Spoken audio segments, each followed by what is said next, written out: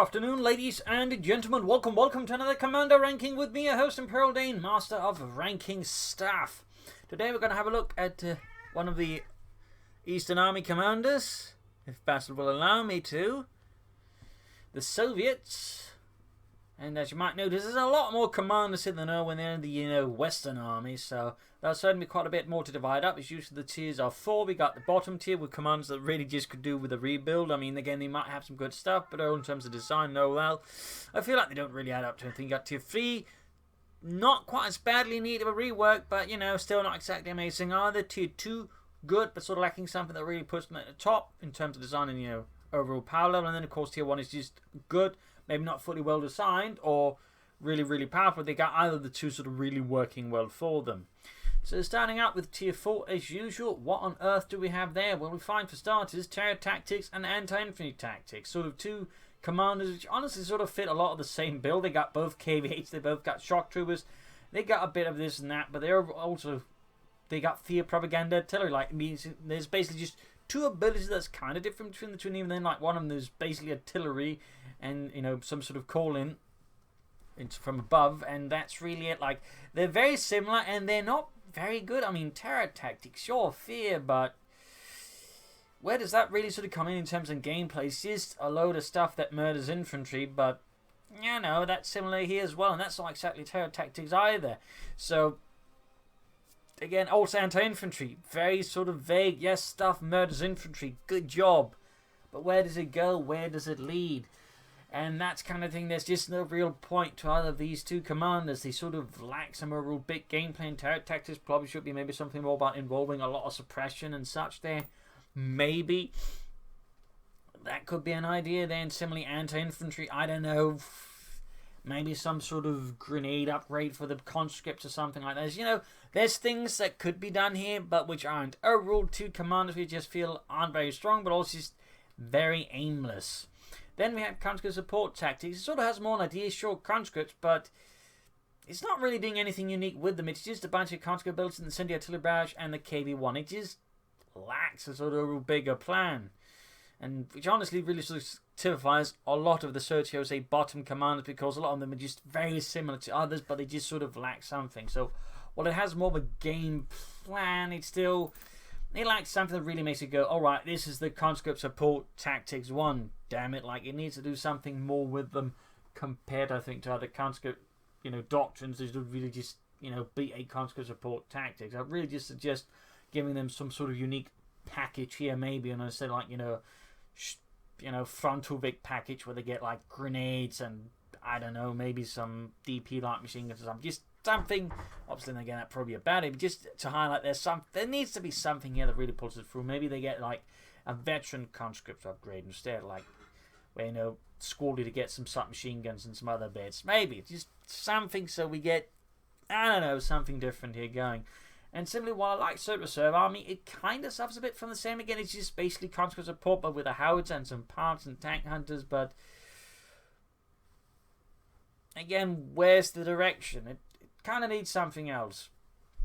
It kind of needs something else going on. So, I mean, there's a lot there, so I would say at the bottom tier, and then we sort of move on to like tier 3, the sort of alright, but still could do with some. Actually, let's add shock motor heavy tactics there, because really that one's also just weird. Like, shock motor, alright, it's sort of an offensive motor, but the way the doctrine plays out, there's not really a lot of motorization going on. It's just a mix of different things. Conscript repair kits, shock troopers, vehicle detection, the bombing strike, the ISU, like, it just feels a bit aimless as well. Like, sure, there's the ISU, which is nice, but overall, it really never sees a lot of usage, and, like, it just lacks impact. So, I'm going to pop it down to tier 4 as well. Moving on to tier 3, again, I'm honestly even close to putting Soviet Industry down now. I mean, it's really close, and honestly, again, with a lot of these commanders, it's really hard to, honestly, for me to sort of fully determine, because, again, like, Soviet Industry's been a doctrine with a lot of, like, changes throughout it, and now it's sort of in this sort of weird state where, again, like, Soviet Industry, it's just, like, it's got some big tanks and some stuff to sort of like to support it, like repair stations, probably the thing that stands out the most about it, but like in terms of like Soviet industry, does not really sort of feel like, a Soviet industry doctrine. Like, you'd think it'd be more like, Masters of Tanks or something like that, and it's not there, is it? I mean, at least, some sort of maybe like, T-35, so unique version with the T-34-16 maybe could be like something to consider, but here's like, yeah. I don't know, again, it might be tier 3, it's probably they'll push it. I mean, it does have some direction, I guess, but even then it feels weak. It feels weak. We got NKVD roughly disrupting at tier 3, though again, it's sort of nice, it has some disruptive abilities, but the overall sort of function of it, I think, so direction is, I feel a bit on the sort of, you know, side. It feels like it needs something more to really pull through. Similar, we got Partisans. It's fun, again, it sort of has Partisans in it, but again, it's lacking something overall big. Like, it wants like some more direction. Like, it needs to be able to do more with the Partisans, I think, or something besides the Partisans for it to be sort of like really good. But like, it has some stuff, it has some uniqueness, but it definitely feels like it lacks some sort of direction. We got Combined Arms Army here as well. It's Guardsmen, Ambush Tactics, Howitzers, Bombing Strikes, Recon Overflight. Again,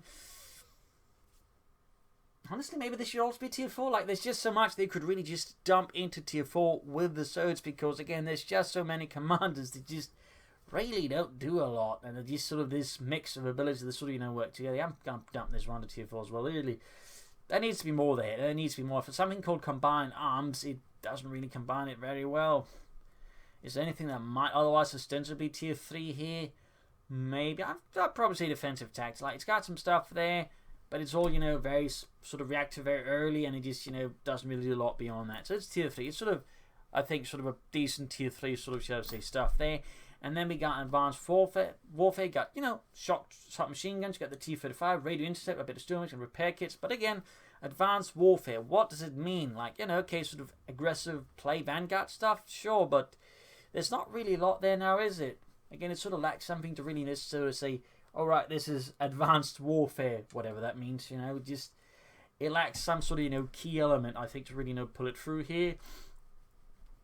Like, either some sort of better upgrade for the conscripts, like maybe they get access to Thompsons, or maybe they just get access to more submachine guns, or submachine guns and grenades, or maybe just a grenade assault, just something that sort of, you know, says, alright, we're doing more here in this direction, or some maybe a half track, just something, and it's not quite there. So again, it's sort of tier 3. It's sort of tier 3, and that's probably also fine to counter-attack tactics. Again, a bit vague. Actually, I think I'm going to go down to tier 2, so yeah, I think that might actually be tier 3. Again, it's a bit difficult because tier 3 and tier 4 in some ways is a bit hard to define, because again, it's just like the bottom of the Soviet commanders is really just dredging the bottom, I feel like, just in terms of design. Again, a lot of them are just, you know, them slapping together a lot of abilities sort of at random and then take it from there. So moving on to tier 2, we got Lend-Lease. It's a good one. There you got the M4C Sherman, Discus, the half-track assault group that feel like that one's too expensive, supply drops, and of course, again, conscript packers. They just keep popping that one in where they can. Like, it's just sort of like a filler ability, but, you know, overall solid commander. I feel like the M4C Sherman is very much overlooked, but overall I feel like it's, you know, a good commander. Mechanized support there. Kind of over team doctrine, again, due to how the old issue works, but, you know, it's good. You get Guardsmen, which also works nicely. Bombing strikes, marked vehicle. It's solid, but, you know, again, it suffers from the whole vagueness of the support element stuff there. On Basil's being a real bastard for some reason. Not sure what's up with him today, but here we are with that. So that's sort of, you know, that as well. We kind of disrupted there. We also got Tank Hunter Tactics. Is that tier 2 or tier 3? I guess tier 3, like, you know, it's a very niche commander, but at least it works, I suppose, in that direction, but it is incredibly niche and not very flexible. I mean, you can do some really impressive stuff with it if you know what to do with it, but it's definitely, I don't think, tier 2. So again, that's tier 3, and again, it's just that. And you got Urban Defense. Yeah, probably also put that one tier 3 again, you know. A bit of a vague command. You got the fort headquarters, you got some KV2s, nice shock troopers, booby traps, and anti-tank guns, but it never really feels like something that pulls together into something, you know, more decisive or definitive. So again, I'm honestly having a hard time again because A, there's just so many commanders, and honestly, many of the commands I'm not something you're used to seeing a lot of, but it's just like a lot of them also just, again, as I keep mentioning, blend into each other like heavily. Like they really just blend into each other. Getting to tier 1, I think it's a much more easy list. You got airborne troops, like, you know, you got great upgrades for the conscripts, Discus, airborne troops in theory, airborne rally points in theory. Again, you have a good thematic, and of course the Sturmovik attack run, just, solid, though I feel like more players could be using it better. You got Armored Assault Tactics, T-35s, IS-2s, Sturmovik attacks, Radio Intercept, Vehicle Repair. Again, thematically, it does feel a bit on the weaker side, but like in terms of power level, it has like two of the third's best units, the T-35 and the IS-2, and that's obviously just going to steamroll a lot of your opponents. Guard mode has a lot of the same, you got Guardsmen, heavy mortars, the T-35 marked vehicles, separate pairs. Obviously, again, Guard motor, and coordination, like, where's the sort of motor elements, where's the coordination? There's not really a lot there, but still, it packs an absolute punch. There's a reason why it's been one of the most common doctrines since, well, forever. Then we got Shock Rifle, again, also very popular. Shock Troopers, KV-HV Jove, Incendiary Artillery Barrages, IS-2. The only weird thing is the anti-tank gun ambush tactics, which feels a bit off compared with the rest of the doctrine, but, it works. And certainly is, I think, getting more popularity late thanks to the buff to the IS-2. So yeah, that's certainly catching on as well. Then we got Guard Rifle, not one I think that sees a lot of usage, but I still feel like it's pretty good. You got Guardsmen, you got submachine gun upgrades for the conscripts, the howitzers, the K1 and the IL-2 again. It does like a bit in an old direction, but I still feel like it's probably like, of all the getting a bunch of infantry doctrines, doing something with the conscripts, this is probably like the best one because it is simply put flexible. So that's probably why I put it at tier 1. I know we'll probably find out I forgot about one of the commands, but again, there's just so many, and so many of them just meld together in like this big mess. Like, they honestly could really just do with overhauling a lot of these commanders and just rethinking them, because again, like, a lot of them are just so damn similar. I mean, a bunch of them to an extent kind of look similar as well, due to they got these droopy mustaches and hats. So yeah, bit of a messier one here, to be honest, and it'll probably be the same with the Wehrmacht, though I'll probably have them a bit more sort of pinned down. But again, like, for both Wehrmacht and the Soviets, there's a lot of commanders that just are kind of a bit of a mess in terms of like how they're designed overall compared with Western armies. So there you go. Hopefully this has been of your entertainment and use to you as I fumble my way through this. So if you did, subscribe, like, share, comment, press the bell button. As well, of course, you like to do, you can donate or pledge on Patreon. This is Imperial Link saying cheers, and see you all another time. Cheers.